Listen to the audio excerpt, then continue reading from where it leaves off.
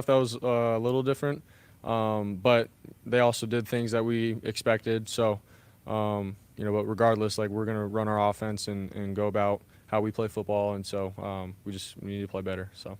You mentioned the red zone. That's come up a few times this year. What can you put your finger on of why that's been a struggle to finish drives down there? Everything's pretty tight. It's close, and we just got to be aggressive. And obviously, it starts with me. I'm the guy with the ball, so being aggressive to certain guys and matchups and giving guys chances. And so I just got to be hard on myself with that. Obviously, you want to be smart and protect the ball, but when we got a matchup and a good look, we got to rip it. And so I just got to be better and more aggressive down there. And then just collectively as a unit, offensive unit, once we get down there, like all of us, our mindset, man, has to be we got to punch this in. Obviously, we know we can settle for a field goal, but we got to hold ourselves to a higher standard and cross the goal line. So, what was there today for Brandon that wasn't there maybe in the past or the first 4 games? He was just doing his thing. He wasn't trying to do anything too out of the ordinary. We just had some good plays and matchups dialed up for him, and I thought he did a great job, man, of getting in and out of cuts and obviously catching the ball, making plays. It went his way today. So he's been doing that, I think, all season long. It's tough when the ball doesn't go your way and defenses do some things differently, but he had some really good matchups today, and we took advantage of it. Such a big part of what you guys would do in the red zone the past couple of years. How much are your early struggles in that area of the field a product of trying to find a new identity without him? Yeah, obviously you can do so much with Christian out of the backfield, line him up as a receiver and stuff like that, and defenses have to account and have a plan for that.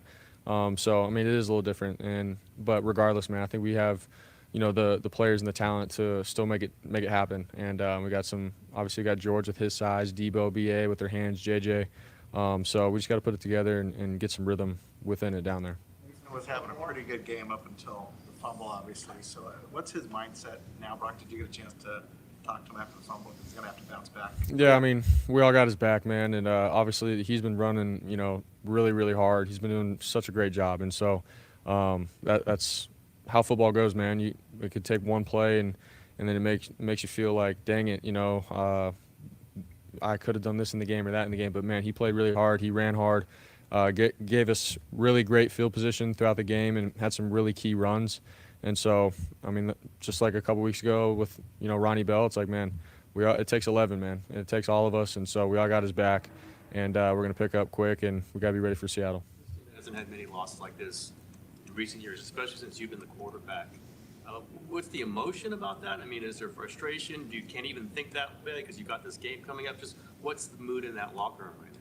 Yeah, it's the standard here, man, is excellence, and what we've proven in the last couple of years of the standard of what we can play at. Like that's what we're trying to get to. But man, every year is different with just the team, the chemistry, and getting guys together. You got new keys. Some guys leave.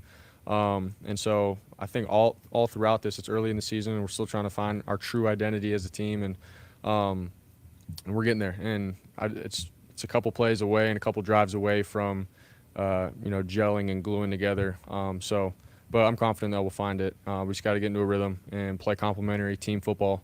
We've got a Thursday night game coming up, so we'll have another chance at it. You mentioned the turnovers. I think both your interceptions were either deflected or I don't know if the last one was deflected, but it certainly was hitting you. What can you do better than that? Those look like tough to avoid. Obviously I just got to know if I do have a pressure and what my answer can be within that. I was locked on BA and trying to hit him at the end. So I think I can be better in that area. And then the first one, try to get the ball to George quicker instead of double patting it. And so there's little things like that, man. It's a game of inches for a region. There's not a lot of margin for error, and I have to watch the film and learn from it. Thanks.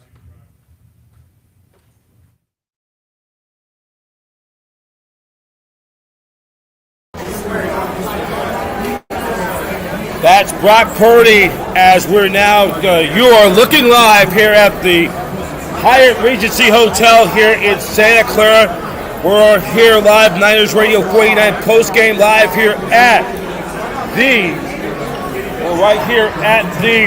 Hyatt Regency Hotel just across the street from Levi Stadium. Behind me, see all the 49er faithful in total disappointing disappointment, I should say. Niners falling to the Arizona Cardinals 24-23 on a heartbreaker. Niners, for the second time in as many weeks, in the last 2 weeks, they lose a divisional game when leading by at least double-digit points or more. Arizona kept staying. They stayed after and kept on playing. And Kyler Murray did his thing, and it was people going to pinpoint to that fumble by Jordan Mason, but the Niners were inside that red zone, getting ready to look like they were going to score a potential game-icing touchdown. The similar fate 2 weeks ago, and we're going to go right back to the podium at Levi Stadium, Santa Clara.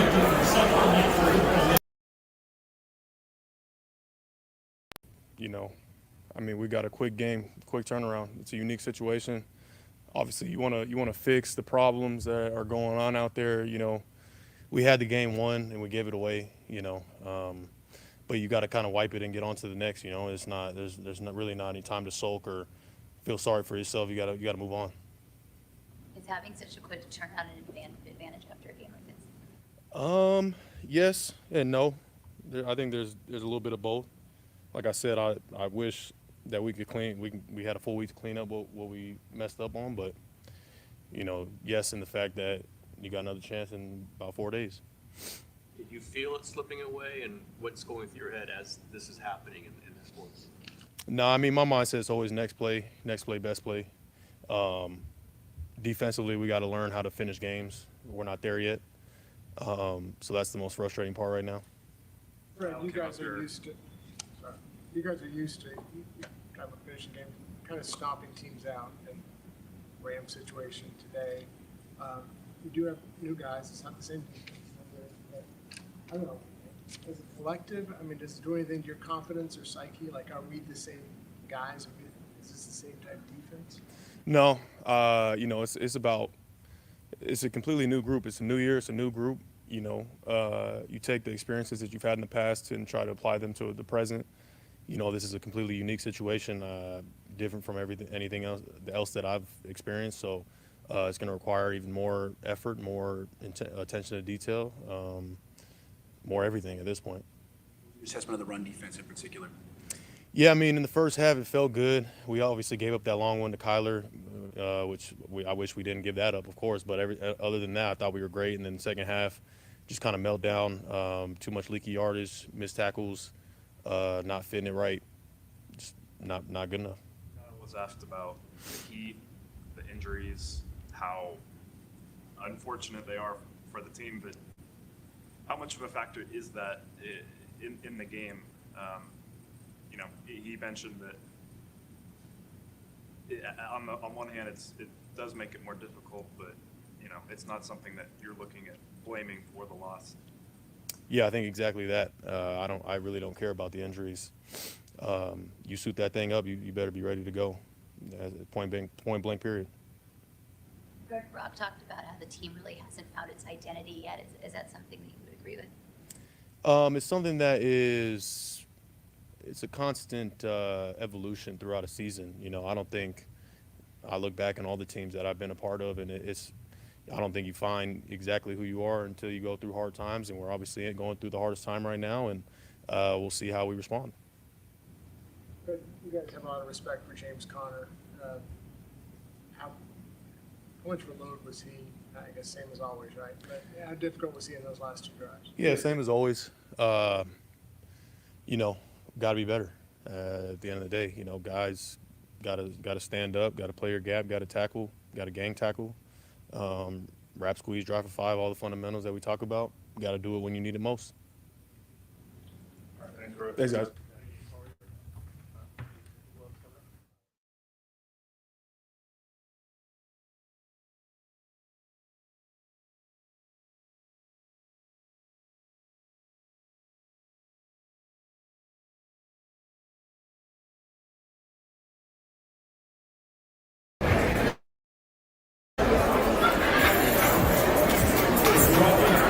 That's Fred Warner talking after the Niners' heartbreaking loss. This is the Niners radio stat of the day. 49ers are 0-3 in the NFC for the first time since 2017. First time in 7 years that they start off 0-3 in conference play. You got to remember, they started the season with 9 straight losses in Kyle Shanahan's first year with this current regime. It also marks for the 7th time in the last 10 years, 7th time in the last decade that the 49ers will start off with be under 500 through the first 7 games in the last decade. So the Niners continuing, and we could all say it by the injuries. And I've got some of the comments on one of the Niners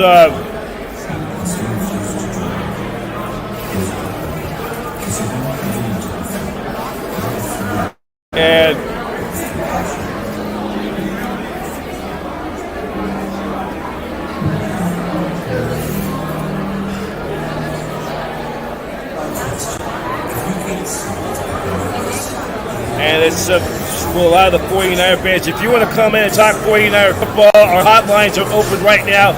510-322. Our hotline open is 510-322-7519 is the hotline number. If you want to talk 49er football, we're here at the Hyatt Regency Hotel. We'll be here for a bit.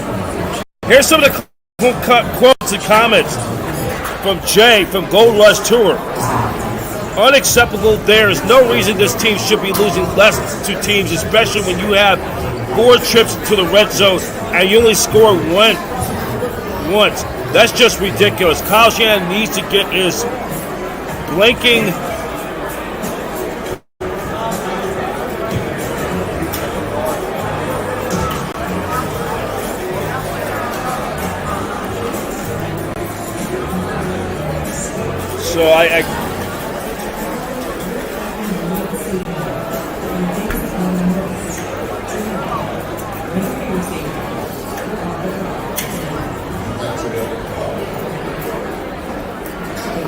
But you got to give Arizona a lot of credit for staying after it and hanging in there.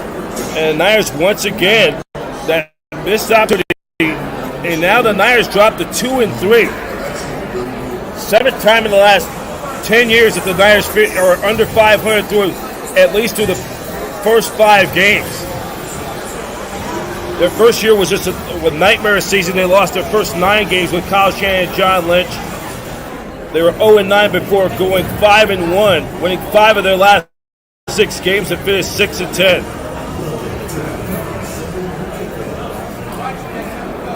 And, the Niners are right now struggling. The defense getting carved apart.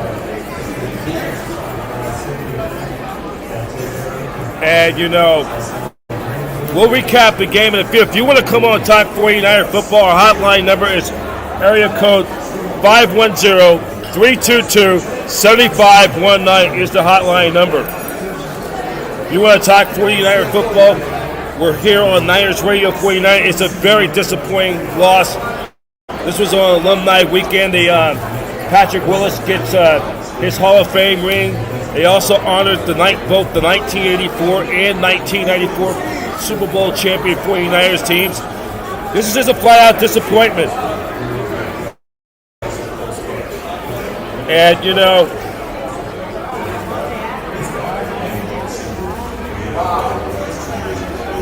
so we'll continue on Niners Radio 49. In case you're just tuning in, if you want to come in and talk 49er football, our hotline number is 510-322-7519. That's 510-322-7519 if you want to talk 49er football. Professor B with you. We're going to be here till about 6 o'clock. This is just a disappointing day for Niner faithful. Niners with the loss now dropped to 2-3. But there is some good news. The Seahawks lost to the New York Giants up in Seattle. They lost. The Rams end up losing to the Packers. That game just concluded. That was on CBS, the late game window. Jim Nantz, Tony Romo got that late game for CBS.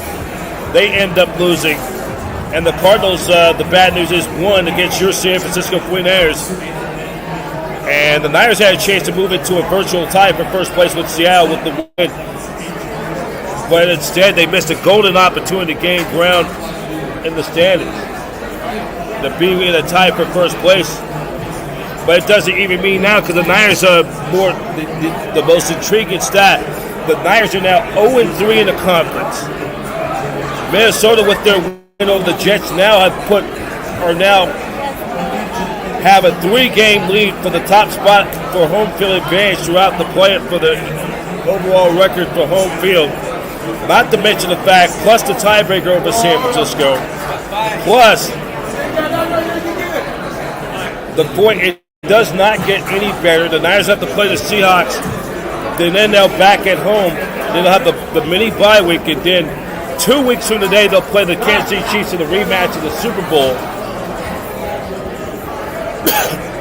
which the Chiefs have beaten them, I believe, 6 or 7 straight times, including the 2 Super Bowl losses. Then they'll play the Cowboys on Sunday Night Football on the Peacock on NBC 3 weeks from tonight before their bye week. And, you know, and then to make matters more, nothing more also was compounded. The Niners lose Tijuana Tufunga, was injured again, did not return. And then Jake Moody injured his ankle. He did not return to the game. So John Lynch is going to be on the phone, be making some calls to try to bring in a kicker. And the Niners only have 3 days, after today, only 3 days before they played their Thursday night game against the Seahawks. Well, you can catch that game on Amazon Prime. Locally, it'll be broadcast on KTVU Fox 2. Locally, as the great Al Michaels, along with Kurt Herbstreit, will give you the play call action over up in Lumen Field in Seattle. So, Niner fans, if you want to come on and chime your frustration, area code 510-322-7519. We hope to get some more people to come on our press conference. I think Kyle Shanahan has already spoken. But the Niners are now at a crossroad with all their injuries for the defending NFC champs. And all said that they can't win the big one for Kyle Shanahan. This group has been here for the last 5 years. And, you know, the question is their window starting to close? And, you know, every year is a different year in the NFL. You know, you're not going to always get the same results like the previous year.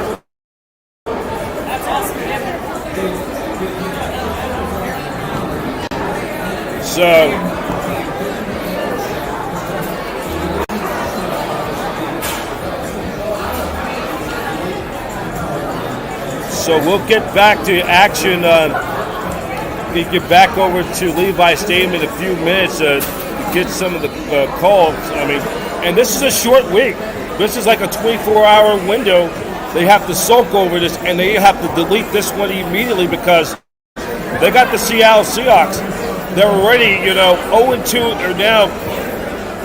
They're now 0-2 in the division, 0-3 overall in conference play, and they're losing tiebreakers. So the Niners' best hope is you just have to ride the ship until they get some able bodies back from these injuries. And, you know, and you have to, with the Christian McCaffrey injury, you have to take it one at a time.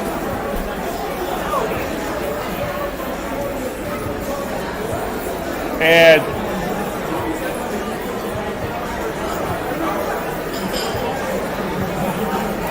so we're going to try to get some more people to come on.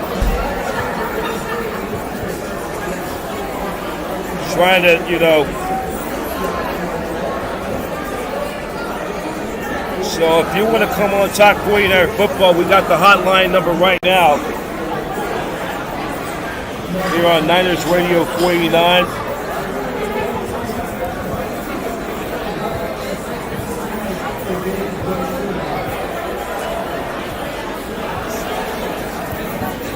Professor B here, and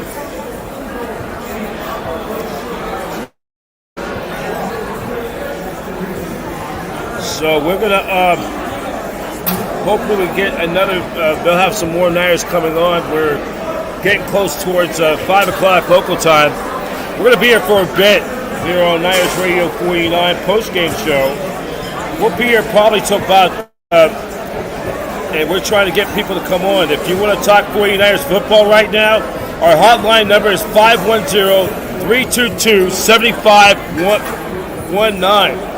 That's our number, 415-322-7519. If you want to talk 49er football, Niners fall 24-23. They now dropped to 2-3. That's the bad news.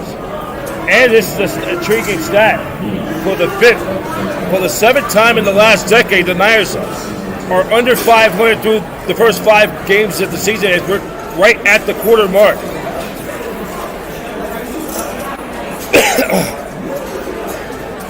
And the Niners dealing with all the injuries. The status for Funga and for Moody is going to be uncertain, and whether those two is going to be able to play on suit up Thursday night.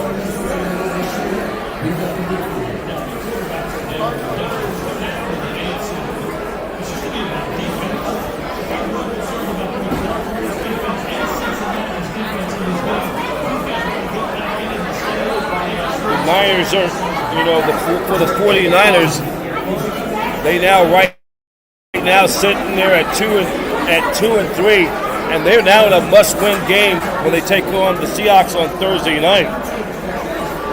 Because they've had their number beaten them 6 straight times, and the thing is they're trying to get some people back healthy right now, and right now it's just. It's like every year is different. When you're coming off a Super Bowl, especially when you lose it, every year is going to be different. And you're dealing with the injuries. The question is where McCaffrey will be ready to go when he's healthy.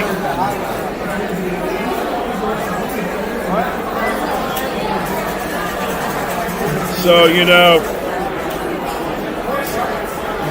we'll see how this team's going to bounce back. And, we're going to, in a few minutes, we're going to try and get some people to come on our hotline. So, here on Niners Radio 49 postgame, we're going to take a little bit of a timeout and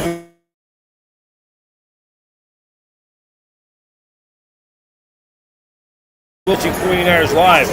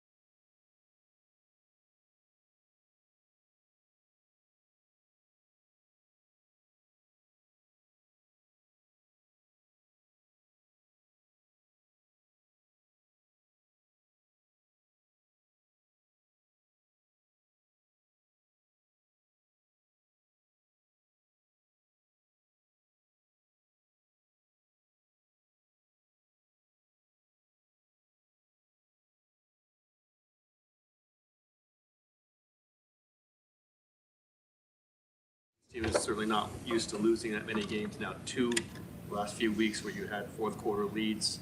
How do you kind of absorb that? So now with Nick Bosa's on the podium right now. NFL turnovers, not playing complimentary football. I just said to what was that, Laura? This organization, since Kyle's taken over, has found ways to win, and it's not about how good your players are, how explosive an offense is, or good a defense is. It's if you're turning the ball over and you're not making those plays on defense in the crucial moments, you're going to lose in the NFL. I haven't lost any confidence in the team. It's early. It's a long year. We've been through worse, and I think we'll respond well. Nick, you talked a couple weeks ago about feeling the loss. What is the balance of feeling this loss but knowing you have a game in a few days? Yeah, I think we need to turn the page on this one. It's pretty clear what happened and why we lost, so I think it's a kind of a blessing in disguise that we're playing on Thursday. Change is preached by coaches every week in the NFL. To go from a blocked field goal attempt where you score a touchdown, moments later you lose your kicker, is a pretty big swing. How did that affect things, you think? Yeah, I mean, not having your kicker is tough, and hopefully he's going to be all right. But Mitch did a good job on his one kick, but it shouldn't really come down to that in the end. A lot of missed tackles, especially in the second half. Is the heat a factor in that? Just the game going on and on in that heat? Yeah, I mean, I wouldn't say it affects people on long drives, but Connor's a really big, good back, and he makes people miss. I think I had a couple miss there too, so just got to get him down. Yeah. I think Connor had like 12, 14 yards before their last two drives, and he had 72. Were they doing anything differently with him? They were giving us a different look on the zone read, and I think in all of our losses, the preparation we've had has been great, but teams are playing us different and doing things differently, and we need to adjust a little better. Just showing different looks and kind of than what we were looking at on tape. So just got to adjust and get them down. Nick, I know this team needs recovery time, but how much would it help to play on Thursday in Seattle and try to, just get back on the field again? Yeah, like I said, I'm happy that we're going to get right to it. Before the interception, when Kyler made a check at the line of scrimmage, it kind of looked like you were intently listening to what he said. Did he say something that kind of tipped you off?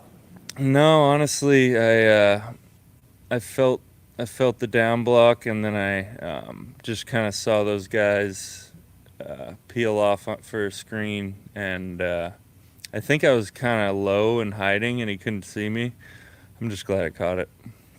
Is this about the team learning how to finish? Yeah, finishing and playing complementary football. It's definitely something we've been good at throughout the years, and like I said, we got to stop losing games, but I haven't lost any confidence in the team. There's a shift in momentum, like the first half in the Los Angeles game and in this one, you had a lot of momentum going into the halftime, and then you come out and it's... Yeah. I mean, there's so many opportunities to put teams away, and we're just not doing it right now. On the quarterback keep where Kyler took it outside, your job responsibility is to crash On that first drive, it was, yeah. Someone else has the outside. It was, yeah. Thanks.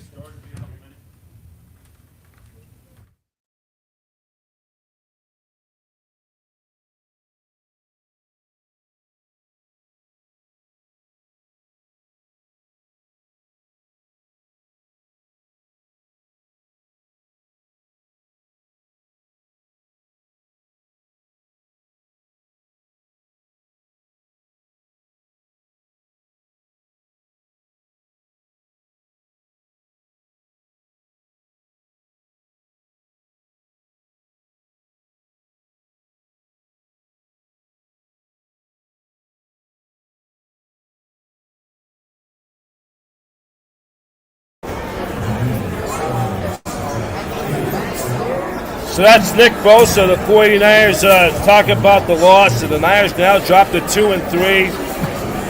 This is how every year the league is, you know.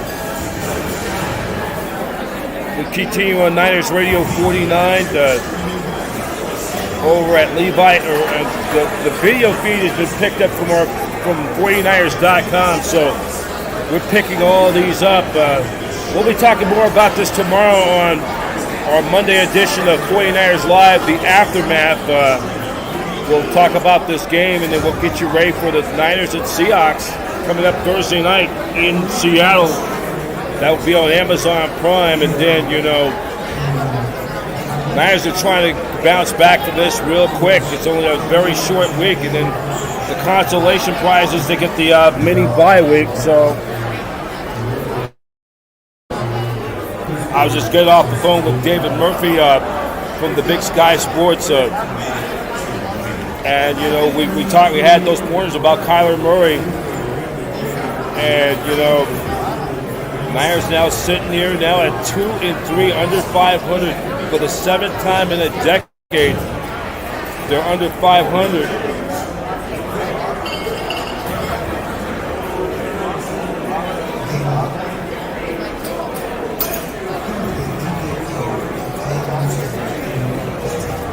And I'm just getting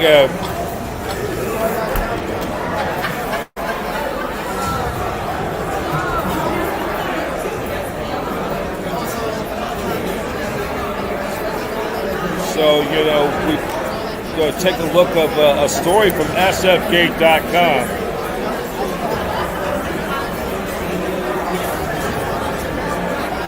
And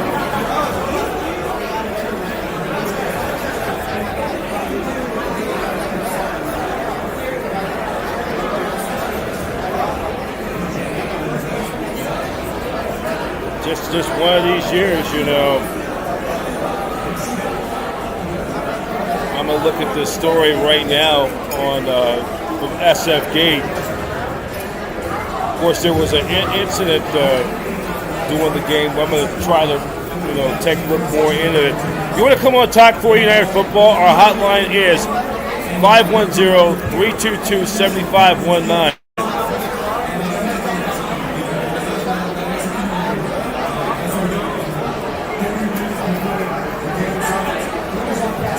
So I want to get into more of this story, and then we'll hopefully get somebody on the Niners beat later this week. But this is just a disappointing defeat. We're gonna get to George Kittle at the podium right now. After having 30 minutes to think about it, I would say not scoring any points in the second half is really tough as an offense, especially when we expect ourselves to be significantly better than that. Turn the ball over 3 times to a very, very dangerous quarterback with a really good run game. As an offense, we really want to take the game into our hands, and we had every opportunity to blow that one out, and we didn't do that. So just very disappointed is what I would say. How much does it help that you guys will be able to get back on the horse and play out Thursday? You know, playing the nice thing about football is while each loss stings terribly, the nice thing is you usually get to play the following week, and when you get to play on Thursday, if you dwell on it for very long, you're just going to put yourself in a hole. So the fact that we get to play on Thursday, Coach Shanahan's going to have a great game plan for us, and that's all that matters. Sudden change is preached by coaches always, yours, everybody's. To have a block field goal for a touchdown and then moments later lose your kicker. How do you process that in real time, and how big was that? Well, losing your kicker is huge, especially when you have a guy who's good from 57 yards, 56 yards. So yeah, that's tough. Jake's a hell of a kicker, and when you don't have that option, and now you have to get it to the 25-yard line to kick, whatever it is, I have no idea.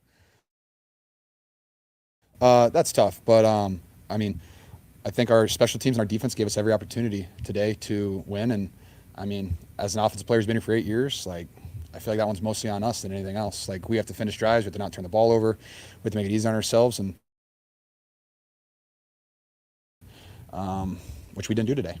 George, Rob talked divisional about how games you being guys. kind of lost in similar fashion, the LA Rams game, this game. Is there any doubt creeping in your mind, or you get that sense from the team's mind about being able to kind of close these games out as a team?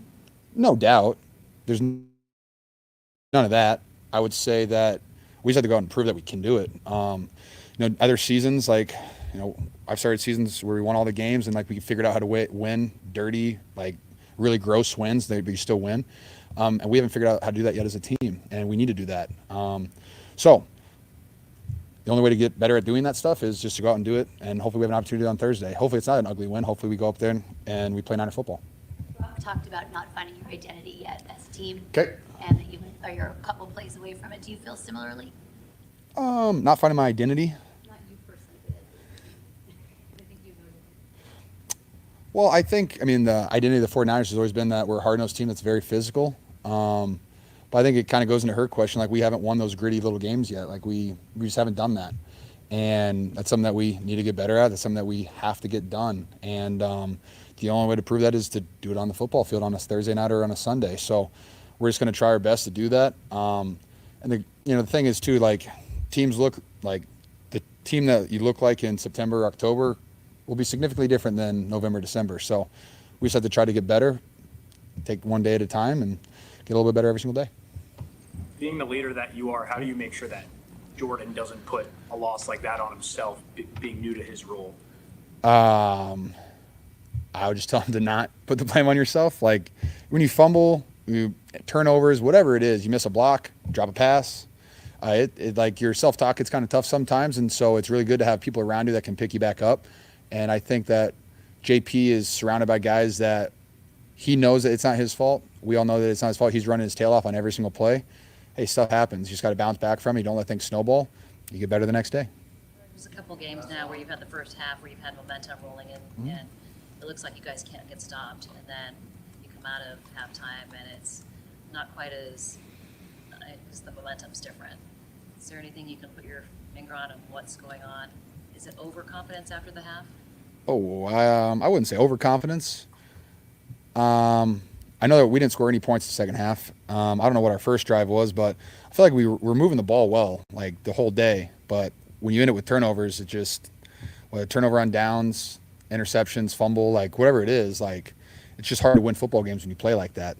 And so, I think all we have to do is hold on to the football, run the ball really well, and we're going to be okay. Thanks, guys. Make sure you call your mom today.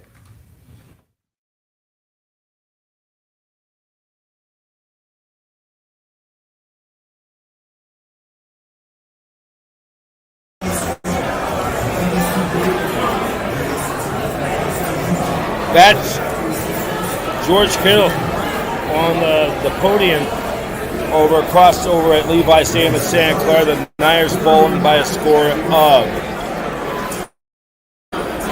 24-23. The Niners now drop to 2-3, and it doesn't look good right now as the Niners are sitting there,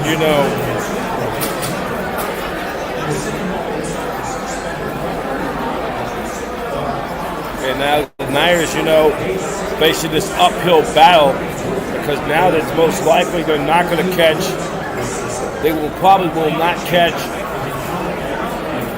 They're not going to catch the top team right now in the NFC is the surprising Minnesota Vikings, who are now at 5-0. They trailed the Vikings 3 games behind for the top spot in the conference, plus losing all the tiebreakers.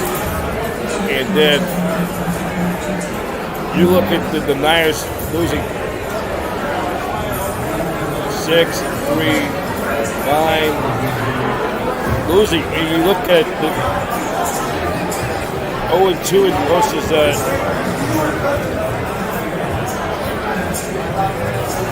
0-2 in the division.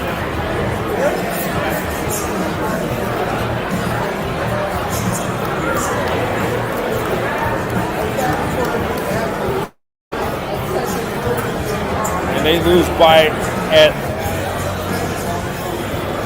least 6 points or less.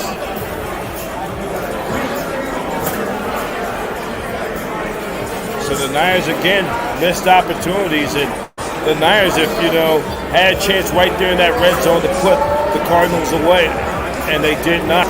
Just like the same thing that happened 2 weeks ago, where they had a chance to bury the Rams and they did not, and the Rams went down and won that game late in the fourth quarter. And the Niners, all their losses so far this season have been by a total of 10 points. So we're going to look at some other stuff, say some comments. I'm reading on Facebook, on Facebook. And here's one for our good friend Ray Palmer. He says, and I agree with him, the Niners are in the jackpot right now. We're not performing like a good team. It's entirely possible that the divisional and conference tiebreakers could hurt the Niners when it comes to playoff seeding, or the worst case scenario, the prospect of even being on the outside missing the playoffs entirely. And that's we know yes of the injuries, yes, and the injuries do happen, but the Niners are in an uphill battle right now. So there's a story from SF Gate. There was an incident on the 49ers sideline where there was some pushing and skirmish. Of course, last year, the same thing with James Conner and with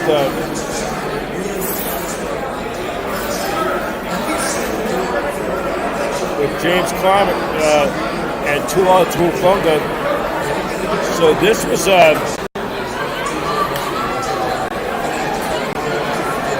something that we're going to take a look at. I want to read this. If we do get some more players, we will go to the presser. Watching us on 49ers Live postgame as the 49ers fall to the Arizona Cardinals. The Niners now drop to 2-3 of this young season. And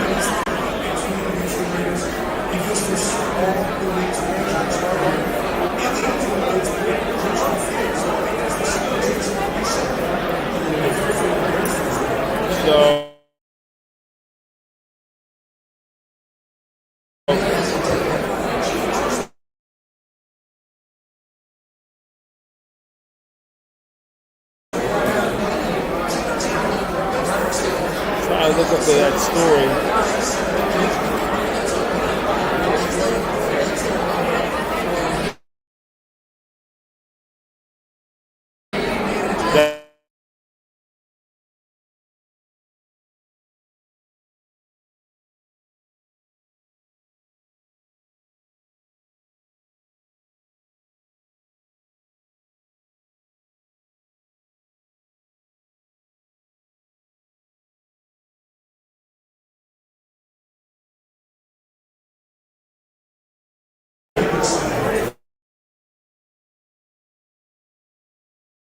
With this incident in the third quarter,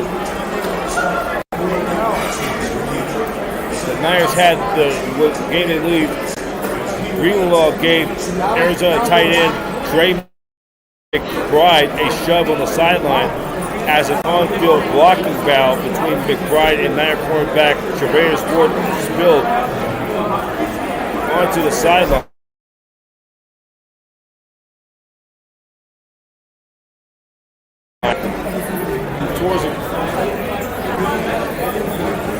But he got involved in that scrap. 2 players on the field. Cardinals receiver Greg George then came over to help separate McBride and Ward. The 2 players got players away from the Niner bench. And then Greenlaw was an ejector. But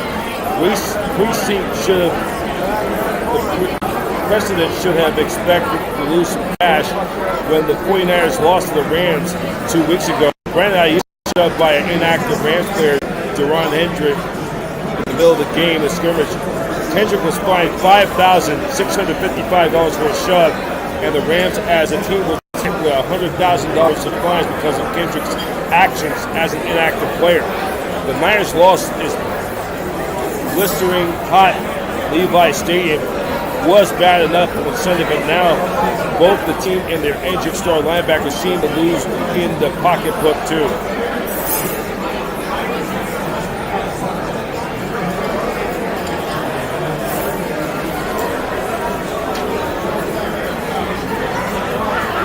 So that was kind of where the story went on Sunday. We'll see what happens, what the league's going to do. The league office will, see what happens. But, this has kind of been summing up, and,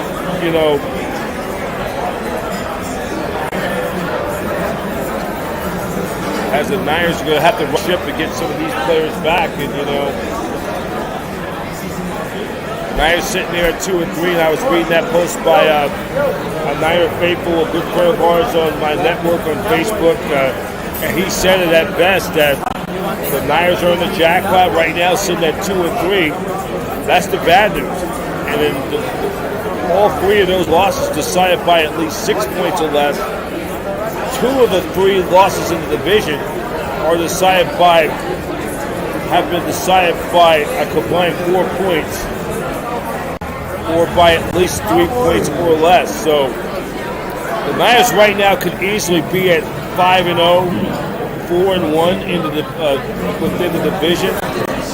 They could, right now sit. Right now could be 5-0, but they've just been undermanned, and this is a tough thing. The Niners are going to have this 24-hour window where they're going to have to just stew on this for 24 hours, and then they're going to have to just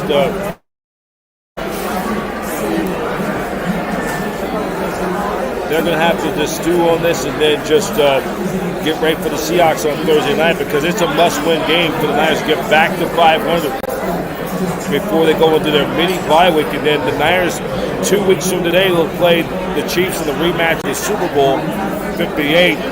Then 3 weeks from tonight, they'll take on the Dallas Cowboys on Sunday Night Football on NBC.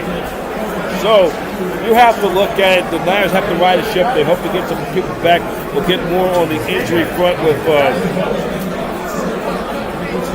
We'll get some more on the injury front with.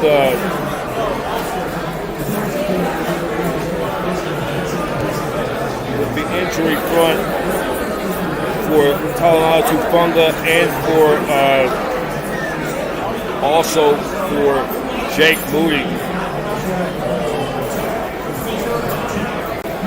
Also, Justin, so if you want to come on Talk 49er Football, our hotline number is open right now, 510-323 or 510-322-7519 is our hotline number. If you want to come on and talk 49er football, Niners fall to the Arizona Cardinals 24-23.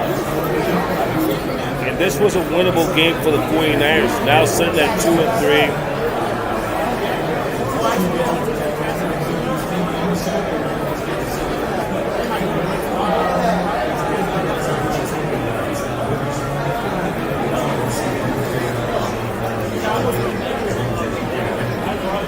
And then we got my man Ray Palmer from the Dallas Fort Worth area, Dallas area. We might as well have kept discount legends Tate Carradine, Quentin Dial, Corey Lemonade, Michael Wilhoit, and other ones I don't name with the teams in this performance.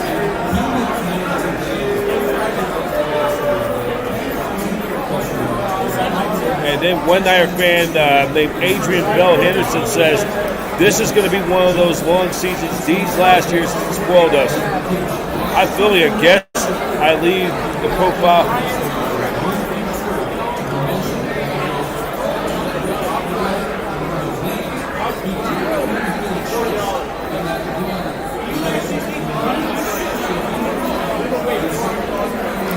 So the the Niners right now sitting there at 2-3, and they're going to have to fight and claw to get themselves. And another one, our good friend Steve Garrison said, I'm reading this on Facebook, Cardinals never won, 49ers beat themselves. Totally agree with Steve on that one. They totally did. And when I do my assessment and do my report card, give out the grades, we're gonna when I do the assessment on today's game and when I hand out the report cards tomorrow, we'll see who gets what grade. And it's not going to be good, especially on the defense. And the offense is not going to get a good grade. I think special teams got that big touchdown on that block kick, but so.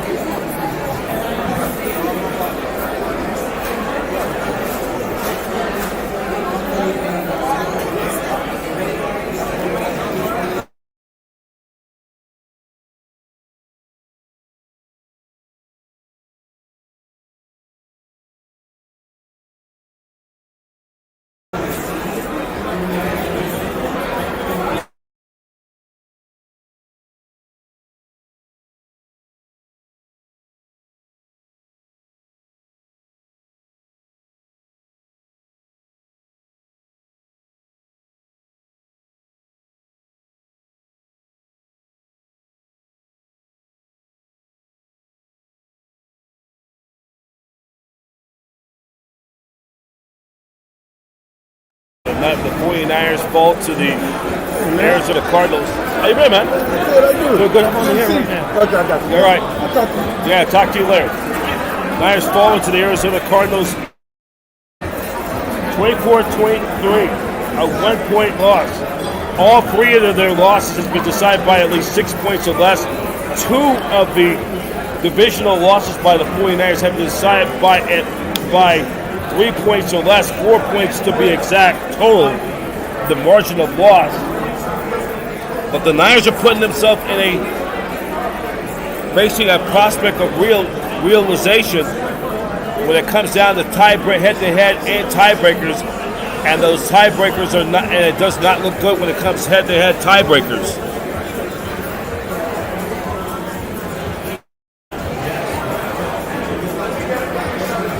Niners now falling to 2-3, and the Niners are going to have to try to really, in a must-win game. The good news is, if anything positive, the Seahawks did lose to the Giants up in Seattle, and then the Rams lose to the Green Bay Packers. That game just ended probably a little more than almost an hour ago down at SoFi Stadium in Los Angeles. The NFC West could be anybody's for the taking. If you want to come in, chime in, talk 49er football, our hotline number is right now 510-322-7519. That's 510-322-7519 is our hotline number if you want to talk 49er football. And I know a lot of Niner fans and the faithful is pretty PO'd the way they've been losing. Second time in the last 2 weeks, the Niners had at least a double-digit lead, and then especially to lose at home in the fourth quarter. So this is something that they're going to have to stew with. Seventh time in the last decade, the Niners are under 500. Through the first 5 games of the season.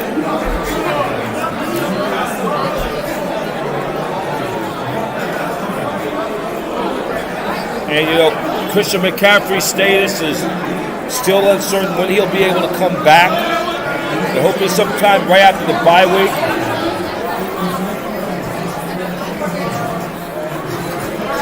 And all three of the Niners' losses have been by at least 6 points or less. So they were all in these games, but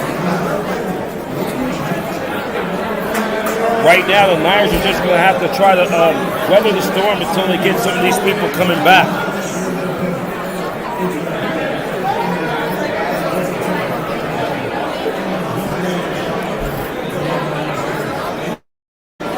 So let's just take a look at the game.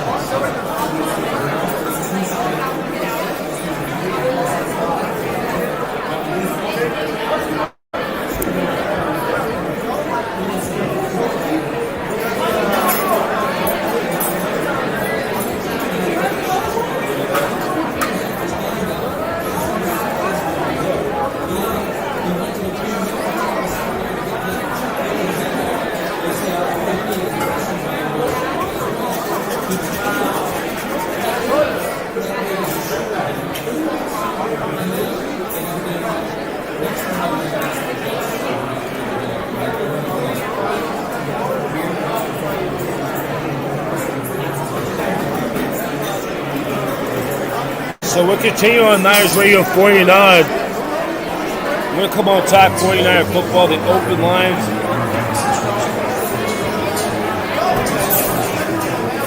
We're going to talk 49ers football, and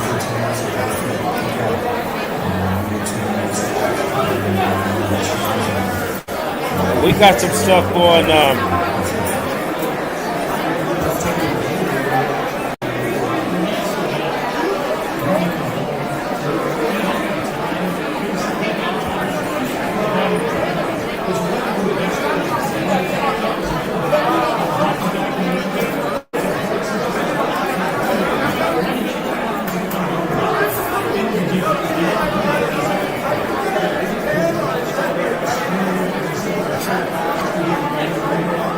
So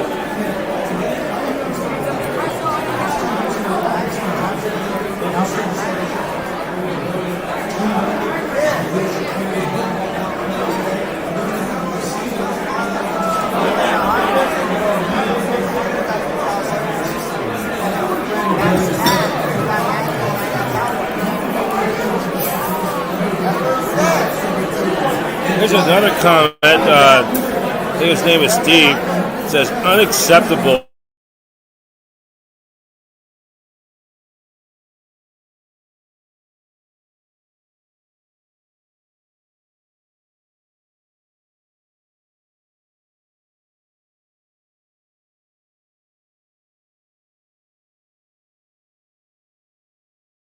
There's no reason this team should be losing less now. Here on Niners Radio 49, 49ers Postgame Live. We're going to get you right back to the scores as 49ers is Brian Professor B. Davis on location. We're right out here at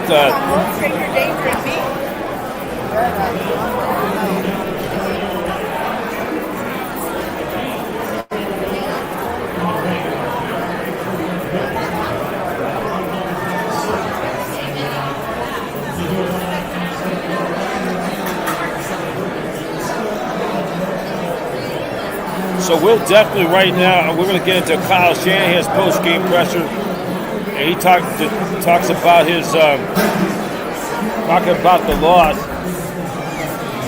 And then we're also on Niners Radio Live. Tomorrow, of course, we'll have our regular Niners Radio 49ers Live on Niners Radio, the Aftermath. We'll recap this game, and then we'll recap this game tomorrow, and then we'll recap the game tomorrow, and then after that we'll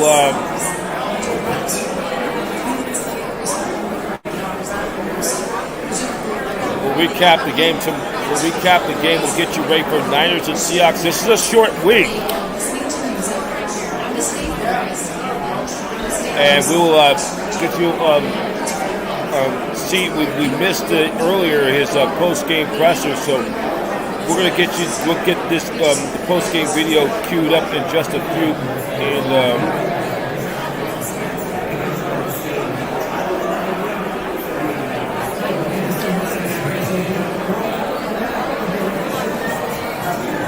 so we'll get that ready, queued up. We're going to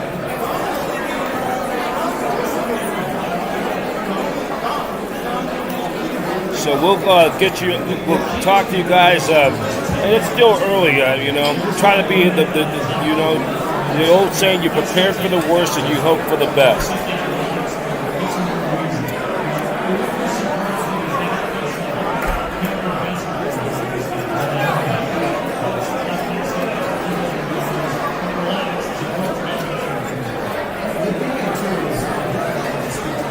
And now we're going to send it over to Kyle Shanahan.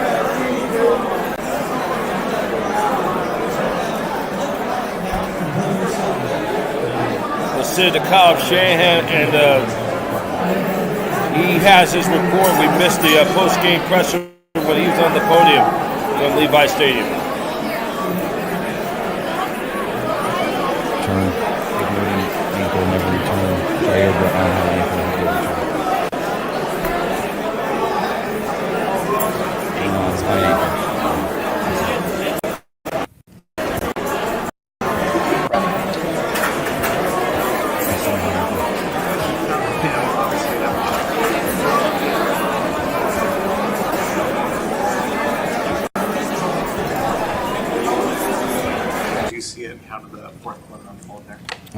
Yeah, it impacted it, but the biggest thing was those turnovers. We picked to start the series, to start the second half, and got it out down the red side. Don't know how it impacted it later.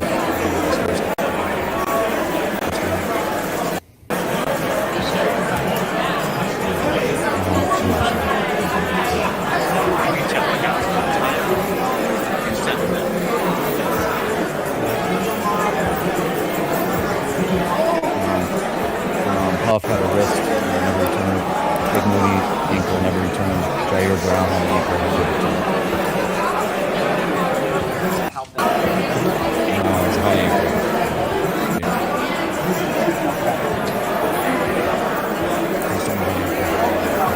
Him, obviously.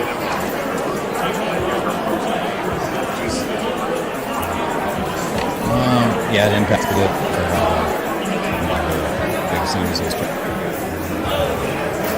to start the series, to start the second half, and have it out the red side.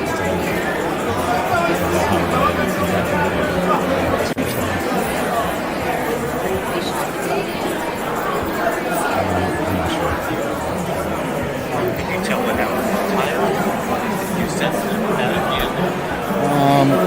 No, I didn't. I mean, I sensed their guys getting tired. I sensed our guys getting tired. It was a long game. Everyone battled. We were wearing them down. We were playing down there to run the first goal. I thought we had a great chance. We did really well. We stopped him getting into that fourth down. All our points. That was really good defense. But he had no one blocked there and just backpedaled and retreated.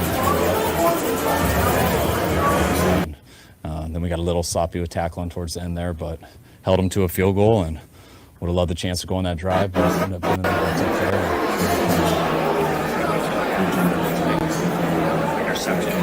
Yeah, they just brought it in. We had a block. What did you see from Brock today? And what?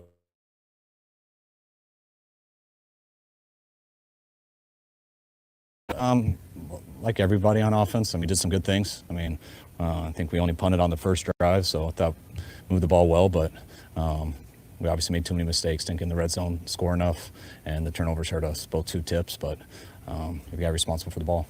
What's Wishnowski's range? How far do you have to get in order to give him a chance in this game? We were trying to get to the 15. Yeah, make it like extra point. How much of a factor was the if at all, in running the ball in the first half? Was that something you were trying to avoid because of the heat, or was that not a factor? No. Running and pass, not run the ball because of heat. No, there's just a lot of stuff they were doing, and thought our advantage was throwing. Usually it balances out. Didn't get a chance to do that, though, totally. Well, this is the second game where you've had the 10-point lead and lost it to both division rivals. What's the frustration levels in that room? What's your frustration level of not being able to finish out these games? Extremely frustrated. I think we had 13 points and 17 in the other. By no means should we be able to give that away. Always will come back to turnovers, in my opinion. There's other things you can do to overcome them. Talked about last night how we thought a key in this game would be turnovers, and that's exactly what the first half was. Gave us a huge advantage, and then it flipped in the second half. And when you do that, it's tough to win. What do you tell Moody how to balance the need to make a tackle versus protecting himself? How do you sort of balance that? Same as everybody. I mean, you try to tackle. I mean, you don't tell guys to keep their ankle out of it. I mean, you hope that it doesn't come to him and he doesn't have to make a tackle, but you also don't tell guys to turn it down and just let them score. So that's part of football. How did the Heat, I mean, do you feel like the defense kind of wilted? I mean, Connor's been very powerful. I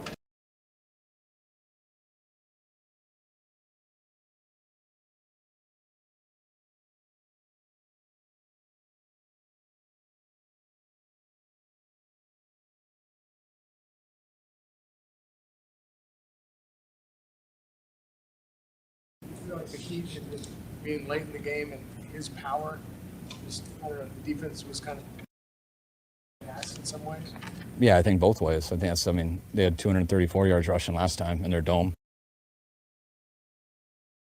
So I'm not chalking anything up to Heat. I think it evened out. I think it makes both sides.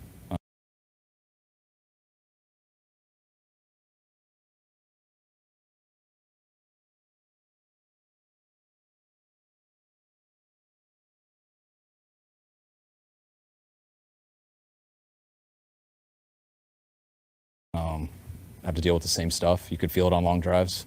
That we could feel it as we got the run game going too. But James Conner does that a lot, and that's why he's a challenge, and gave him too many ops. You got a really quick game now coming up on Thursday.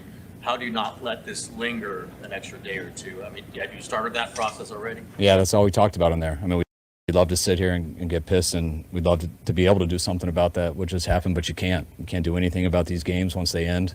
I tell the guys the next time we'll be able to do something is Thursday, and it's better to only have to wait till Thursday than have to wait till next Sunday. So we'll come fast, but always when you have a Thursday night game, like, we always say the biggest thing is rest and recovery. So I hope they're getting out of that locker room close to when I get back. Hope they're home as fast as they can, get as much sleep as possible, stay off their legs tomorrow, just hydrate, rest, and come in Tuesday. We'll have a plan for them on Tuesday, and we'll get it all in on Tuesday and head out on Wednesday. Outside of when everything went downhill, you had a pretty strong game today. What did you see from him? He did a real good job. Did a good job being man coverage, made some good plays in the zone, had some good run after the catch. He had a good day. He's been sure-handed throughout his career for the most part when it comes to holding on to the ball. Did that also surprise you just in that point of the game where? Yeah, I'm never thinking that we're going to fumble. But we had one last week that we were able to recover, and we got one this week. He was, he didn't have any look on the run. There wasn't nothing there, but when you're fighting for extra yards, you got to be smart with that ball, and looked like he just got a little careless with it, and they knocked it out. Besides not having one of the best red zone players in the league, how would you assess the red zone issues you've had a couple this year? Same thing I said all last week, not very good. I mean, we were middle of the pack before today started, and we got a lot worse today. How rushed is the process on kickers? I mean, if Jake can't go Thursday, it's obviously a quick turnaround. You guys get candidates in here tomorrow morning? Or? Yeah, they'll work on that stuff right away. With kickers, it's, they're almost independent contractors, so we'll get them in as fast as possible and get the best guy we can, and I'm sure it'll have to be for a few weeks, whatever. I'm not sure, but I know they told me a high ankle, and that's never soon. On a short week, do you guys actually practice, or will it be more of like a walkthrough? No, yeah, nothing will be full speed. Everything's walkthrough. You guys good? All right, guys, thanks.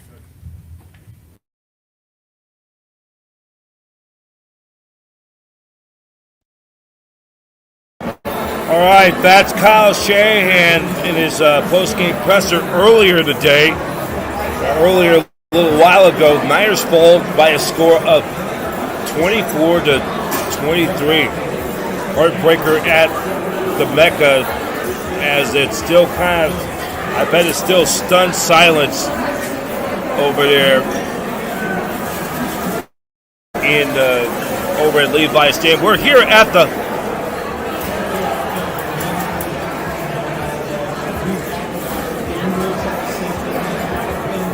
the wrong one correction yet. So that's Kyle Shanahan saying in the States, Jake Moody has I think it's a high ankle sprain. So his status is definitely uncertain. When you have high ankle sprains like that, that takes forever to heal. So,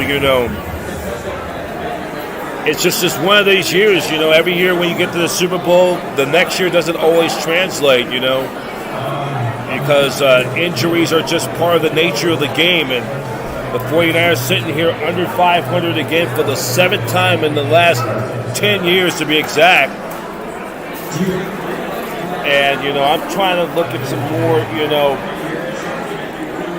but we always know that the best hope is try to weather the storm until they get some of these players back and, the Niners can get on the roll and start to make their run sometime in November and December. So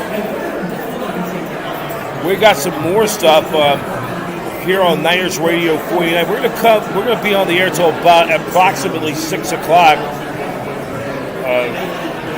If time allows, if you want to come on and talk Niners 49er football, our hotline number is 510-322-7519 is the hotline number. 510-322-7519. You want to come on and talk 49er football.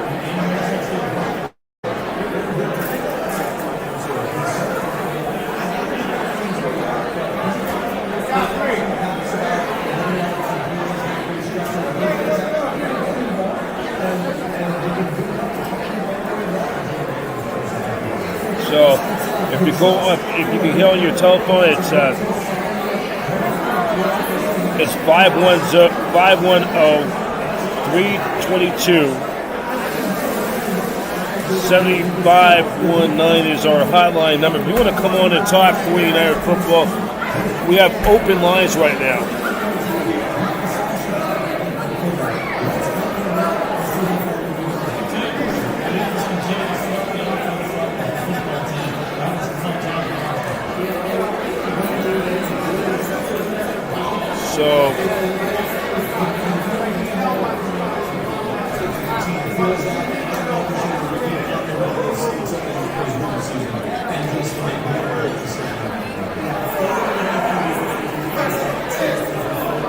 So we continue on Niners Radio 49. We'll get with Matt Mayoko's insight of this loss for the 49ers. And the Niners now, once again, for the 7th time in the last 10 years, start 2-3. That puts the Niners in that prospect of the must-win game because they're now 0-2 in the division.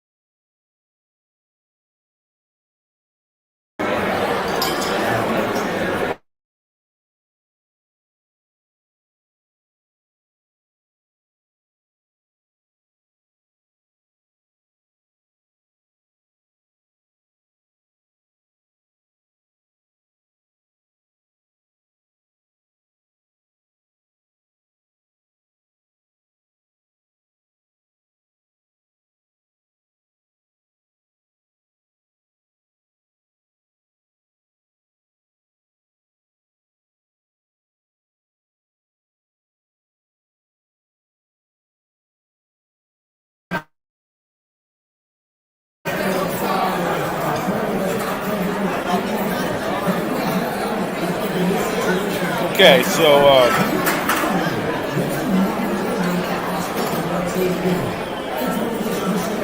I want to get to Matt Mayoko on his postgame.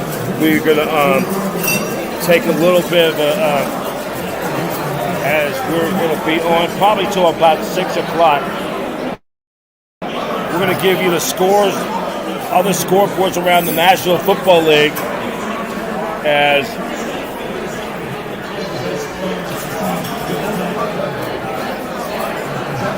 A lot of you guys are just disappointed in this loss this afternoon. This was a game that the Niners really needed. And you knew the Cardinals were going to be a team, an improving team, with Kyler Murray back and James Conner and the young receiver Marvin Harrison Jr. And, we just keep on,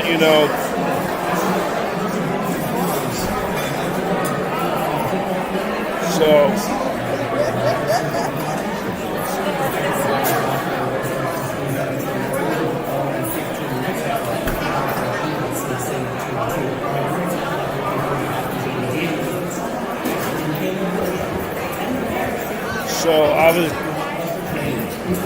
get what Matt Mayoko, his thoughts on the loss today, and we're gonna Matt Mayoko, 49ers insider from NBC Sports Bay Area, talking about this tough loss.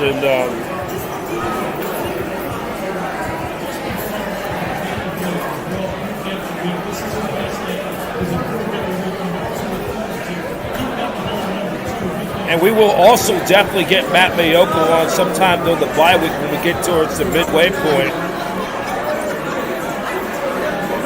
So we're going to take a look on his observations. You can read his content on NBC Sports Bay Area. Matt Mayoko, 49ers insider, and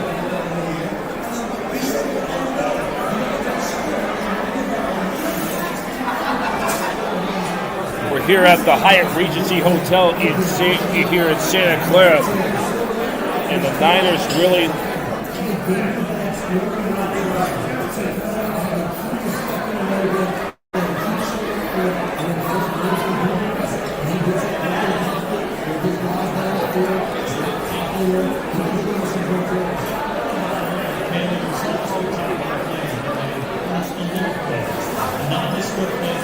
and this is his observations on their observation loss. This is from Matt Mayoko, and this is a segment. This was a piece that this is he talked with 49ers Postgame Live host with Carlos Ramirez on NBC Sports Bay Area.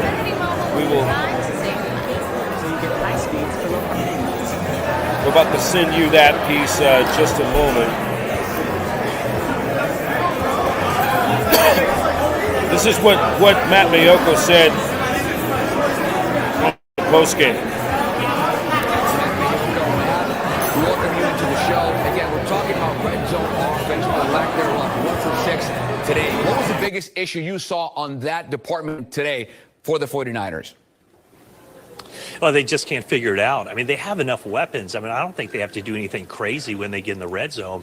I mean, when you have a guy like Jordan Mason who's running as well as he is, and you have those offensive weapons like George Kittle and Jawan Jennings, Deebo Samuel, and Brandon Ayuk, there are enough players and there are enough plays available for them to cash in those opportunities. So there was always something that happened. I think, again, as we've seen here in the past few weeks, the Cardinals schemed this thing up very well defensively, bringing some guys, getting some unblocked rushers on Brock Purdy. And then, for as good as Jordan Mason played in this game, he had an opportunity. The 49ers had an opportunity to clinch this game late with about 6 minutes left, but he fumbled. And then when they got it back, he appeared to miss a blitz pickup, and that led to the interception. So right now the 49ers have a lot to figure out, and they're digging themselves a pretty deep hole.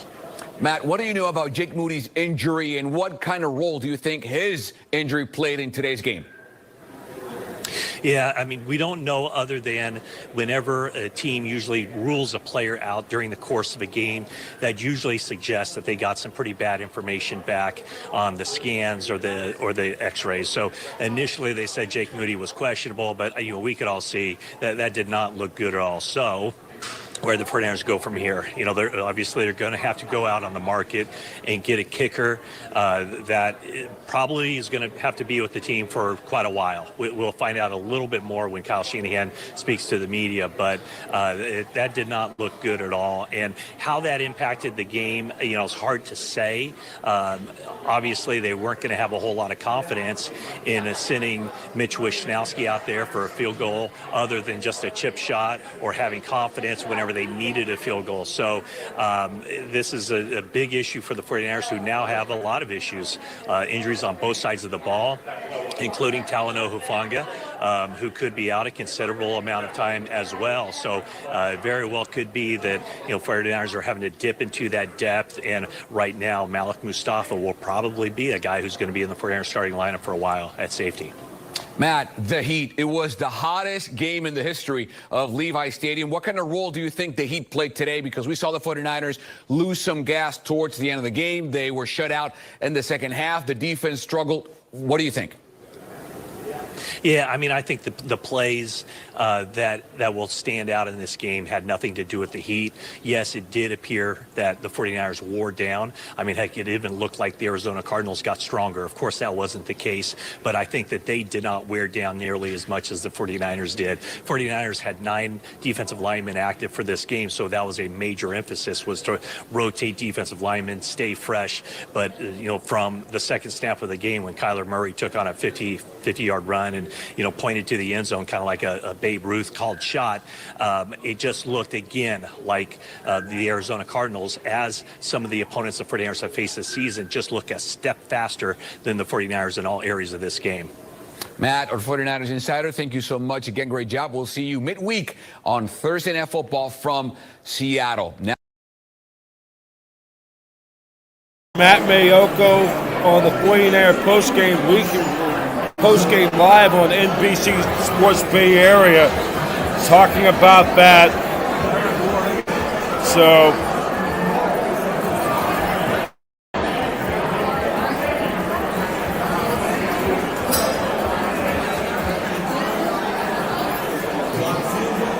the Niners face that prospect now, because the 49ers dropping now to 2-3 in the division, and it does not get any better for San Francisco going forward.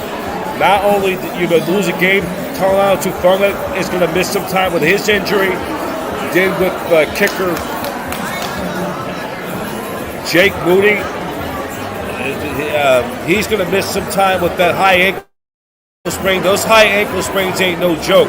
That's going to take some time to heal, so we don't know how long he's going to be out. And so the Niners will be out there. They're going to be out there trying to phone up some players to get a quarterback or a kicker coming in this coming within the next 48-hour range before they head up to Seattle to play an important divisional game. And, it does not look good for San Francisco at this point.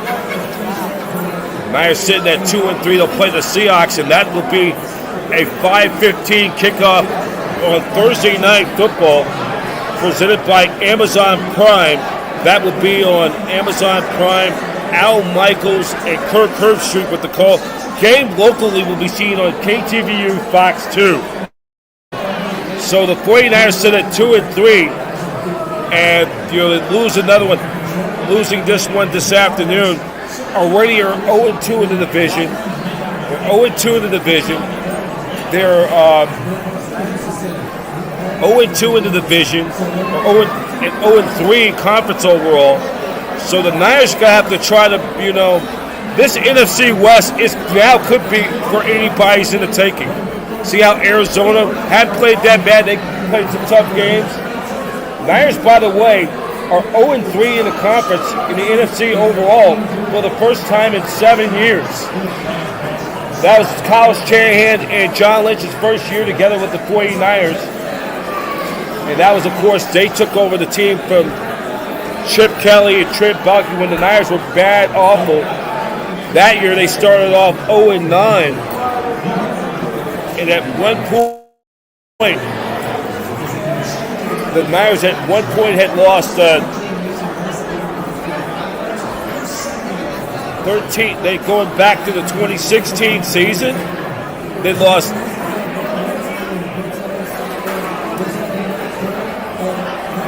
They had at that one point from week 2 towards the end of week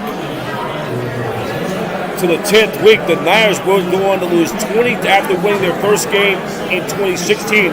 They would lose 22 of the next 23 games, and 40, I think 38 or 37 or 38 out of the next 45 games going back to week after their win over the New York Giants at the Meadowlands before everything fell apart. Everything fell apart. And that's just a sad thing when coming off a heartbreaking Super Bowl loss, and when you go expand into early mid-February, the body takes time to heal.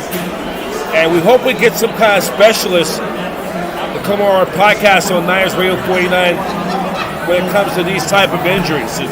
You just, talked to a good friend of mine, Dave Mertz. If you're watching, of course, his quarterback, his son, Roy Mertz, of course, his big brother, Jimmy, who quarterback Washington. He's now backup quarterback at City College. It's no promises you're going to get back to a Super Bowl. Every year is different. Every year is different, not only in NFL, but in Major League Baseball, because it's the injuries and how far you can expand,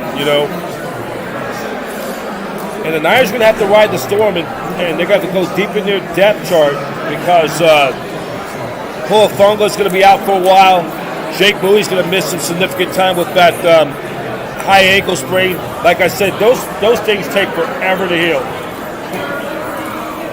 And, it's going to take some time to get that thing under control for those injuries that, they're still out without Christian McCaffrey. They get the Seahawks next week, or on Thursday. Then we're right back out here 2 weeks from today when they take on the Chiefs in the rematch of the Super Bowl. It doesn't get any better for San Francisco because the Niners will play the Kansas City Chiefs, and the Chiefs have dominated the 49ers in recent times. Since 20...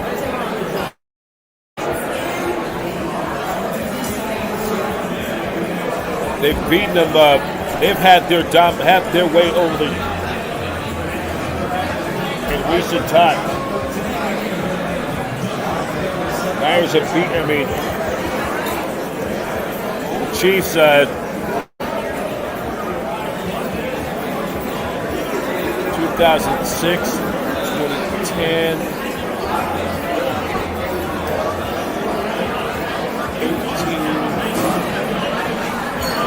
18, Super Bowl loss, Super Bowl, so it's 18,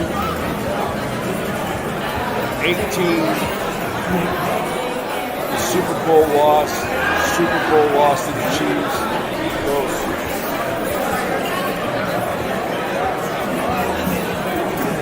They're 0-well, they've lost 5 in a row against them. And they've lost 9 out of the last 11 versus an Andy Reid team going back to a time with the Philadelphia Eagles.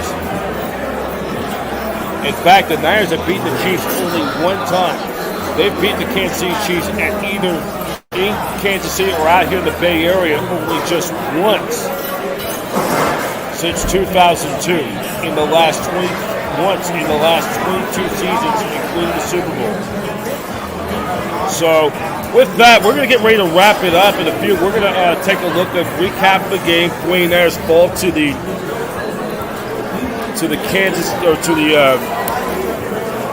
Seattle Seahawks by a score of 24-23. Another heartbreaking loss. The Niners twice now in their 2 of their 3 losses. The Niners have had double-digit leads and blew it. And it happened 2 weeks ago against the Rams. And it happened again 2 weeks later. But this one is no excuse. You got to win this game at home. No excuses. No excuses. So let's take it from the top and recap the game. And you know, a lot of the Niner Bears, they're going to have to turn the page on this real quickly. So in the first quarter, it was Murray on that 50-yard touchdown run. That was 7-0 Cardinals. Then the Niners get a field goal by Jake Moody, and it was 7-3. The Niners are 10-7. Second quarter, William filling in for the injured Matt Prater, hit a 30-yard field goal, 10-10. Jake Moody increased San Francisco lead with a 20-yard field goal. Then Dominic Lenore, a 61-yard block punt. The Niners had a 20-10 lead. Then Mitch Wisnowski hit his first career field goal, a 26-yarder, and made a 23-10 lead San Francisco. But in the third quarter, Renley hit a 42-yard field goal, it's 23-13. Then after that, in the fourth quarter, the Niners were shut out in the fourth quarter. In fact, the Niners were shut out the entire second half as the Cardinals scored 14 unanswered points, 3 in the third, 11 in the fourth quarter. They went 24-23 when Ryland hit a 35-yard field goal. This was after the Niners end up, and they chunked up 4 minutes and 34 seconds. This was after when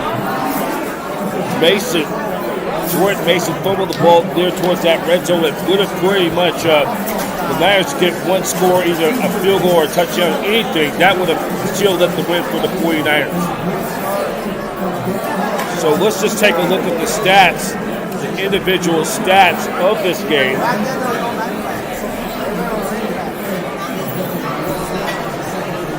Looking up in that box score. By the way, the Steelers-Cowboys game, a rematch of Super Bowls 10, 13, and 30. Two of the longest interconference, the biggest interconference rivalry going back to the 70s of the dynasties. They're in a rain delay. You're catching that broadcast or catching the game on NBC Sports. Final total numbers of the game: the Niners outgained Arizona by 384 total yards to the Cardinals 358. The Niners were penalized four times to the Cardinals were only penalized just once the entire game. The Niners were penalized 21 yards of penalties, Arizona 5. Time of possession: Niners 32 minutes and 58 seconds to the Cardinals 27 minutes and 2 seconds. Brock Purdy threw for 244 yards, a touchdown, 2 interceptions. Kyler Murray threw for $195, a touchdown, 1 interception by Nick Bosa.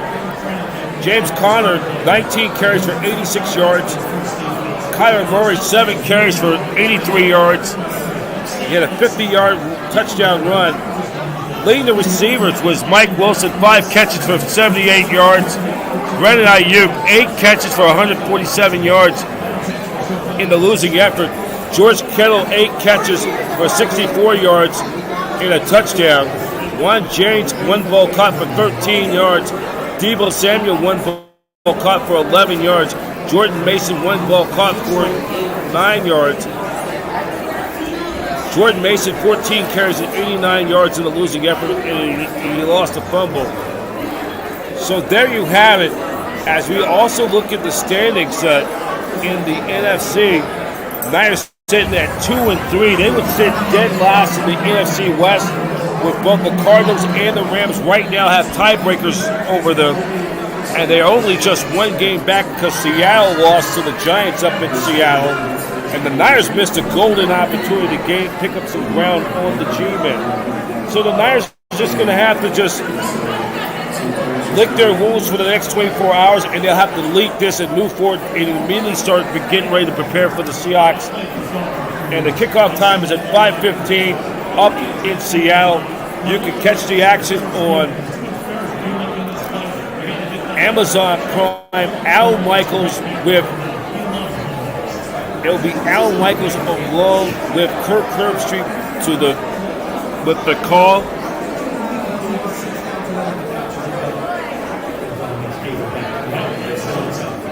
And that will,